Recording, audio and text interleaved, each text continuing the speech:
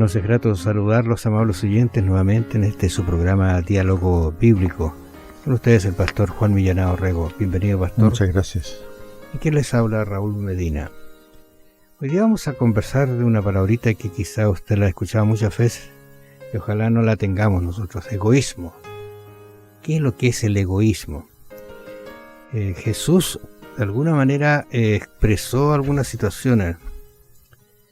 Y aquí hay una pregunta que le hacen a Jesús. Le dijo uno de la multitud, allí en Lucas 12, le dijo uno de la multitud: Maestro, di a mi hermano que parta conmigo la herencia.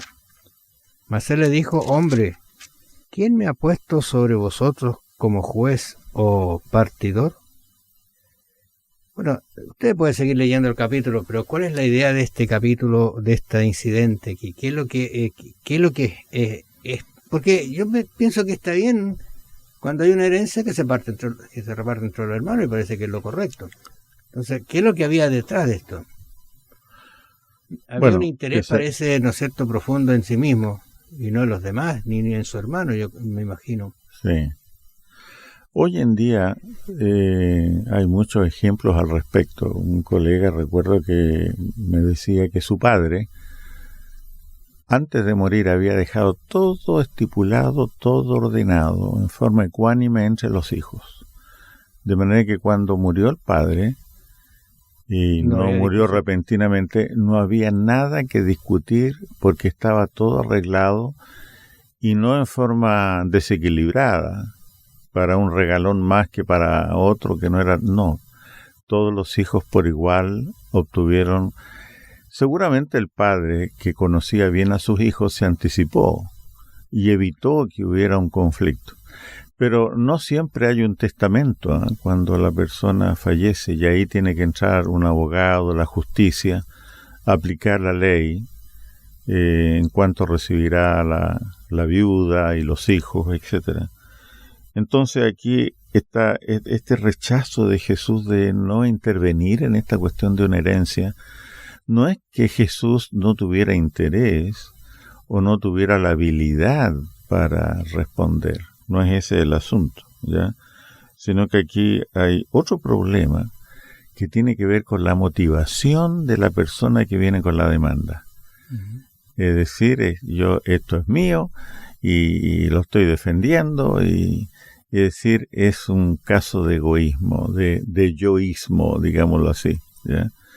Y Jesús entonces va a esas dimensiones profundas donde la ley no se mete, que son las motivaciones profundas del corazón. Y ese es el punto que está aquí en la parábola, ¿no? Ahora Jesús en este capítulo está hablándole a los discípulos y haciéndoles entender la hipocresía de los fariseos. Entonces yo estoy pensando que este hombre dijo: aquí está la mía. Pensando en esto, Jesús me va a obligar a que me entreguen la parte que me corresponde, pero no está hablando de una legalidad, sino pareciera de un egoísmo que él tiene, claro, acerca de lo que sin pensar en su hermano ni en nada en absoluto. O sea, dame, ¿qué me importa mi hermano? Claro, y en el fondo es una visión muy pragmática, como si todo lo que uno puede acceder de bueno está en este mundo solamente, ¿no? Es decir, parafraseando el texto, mi reino es de este mundo. Y entonces Jesús narró la famosa parábola de necio, ¿ya? Que ustedes, estimados oyentes, pueden leer aquí en Lucas 12, desde el verso 16 en adelante. Este hombre dice: la heredad de un hombre rico había producido mucho. Y él pensaba dentro de sí. Está frente a un espejo aquí, claro, pensando, ¿eh? Diciendo: ¿qué haré porque no tengo dónde guardar mis frutos? Y dijo, se dice a sí mismo otra vez, es todo en él. Y la cosa empieza en él y termina en él. Ahí está el egoísmo. Exactamente. Y dijo: esto haré, derribaré mis graneros y los edificaré mayores, y allí guardaré todos mis frutos y mis bienes. Y diré a mi alma, otra vez, es un monólogo con él mismo: alma, muchos bienes tienes guardados para muchos años, repósate, come, bebe, regocíjate. Pero, y siempre el pero es restrictivo, Dios le dijo: necio, esta noche vienen a pedirte tu alma, y lo que has provisto, ¿de quién será? Así es el que hace para sí tesoro y no es rico para con Dios. Bueno, esto se puede poner en términos mucho más modernos, es decir, vamos a decir que de una ciudad determinada el presidente de la Cámara de Comercio, que había amasado una gran fortuna y que era alabado, era elegido el empresario del año y todas esas cosas, ¿no es cierto?, muere. Y entonces va la procesión de gente lamentándose y comentando: o sea, qué lástima, un hombre tan exitoso, con tantas propiedades, con tantos bienes raíces, dinero en el banco, y de pronto nos deja. Echamos de menos cuando fue presidente de la Cámara de Comercio, cuán bien lo hizo su trabajo, y ahora está muerto, ¿no? Y en el cementerio todos los discursos, ¿no es cierto?, y las flores iban y venían.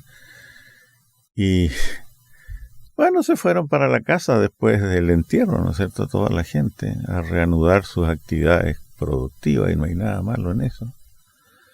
Pero en la noche, nos dice la parábola, vino un ángel con un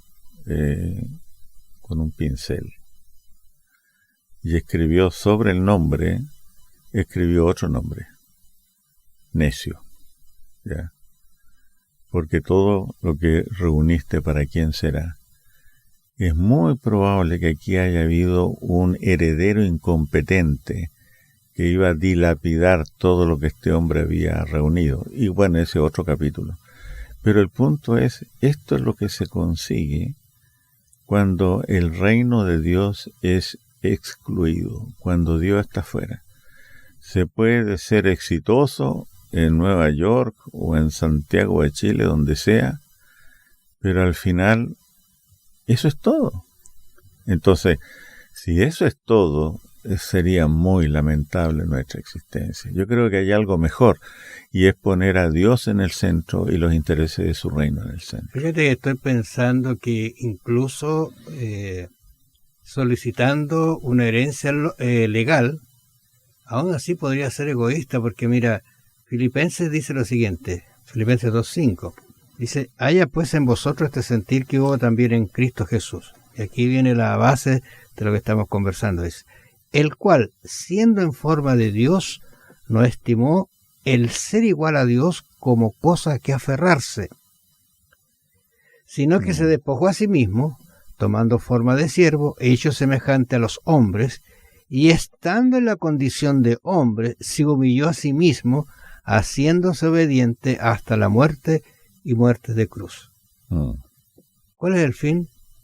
El propósito no es Él, el fin no es Él, el fin somos nosotros. Por lo tanto, Él va hacia su propósito, hacia su, digamos, hacia el fin por qué vino a la tierra.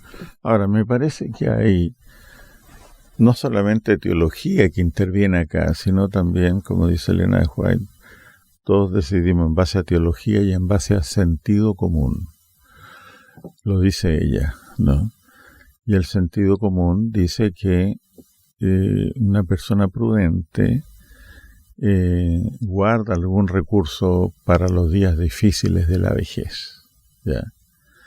Y tampoco pretende una persona prudente ser una carga para sus hijos, que los hijos van a tener que pagar todos los gastos y todo lo demás. Yo creo que en eso hay sentido común, ¿ya? Entonces, muchas veces hay que optar, porque hay distintas cosmovisiones dentro de una familia, simplemente por un marco legal de definición, ¿ya?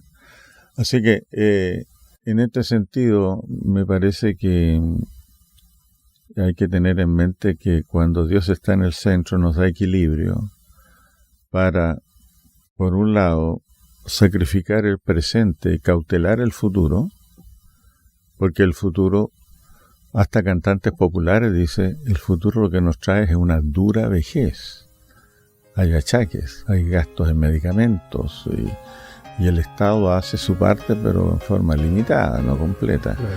Entonces, allí hay que tener equilibrio, como siempre ocurre en estas cosas de la vida cristiana, para, por una parte, ser generoso, especialmente con la causa de Dios en la tierra, y también hacer provisión para los gastos que van aparejados con la con la pesada vejez, ¿no? Les agradecemos su atención, amables oyentes. Vamos a volver mañana. Bendiciones.